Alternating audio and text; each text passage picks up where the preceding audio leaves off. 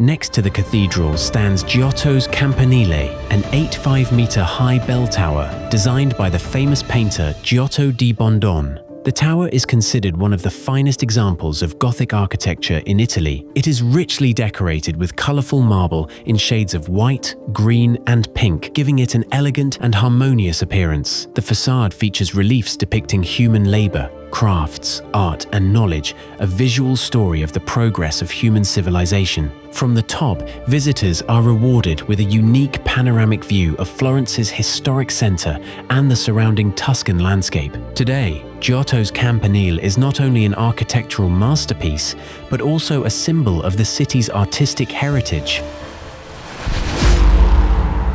Discover the greatest wonders of the ancient, the modern, and the natural world only on Monuments Channel.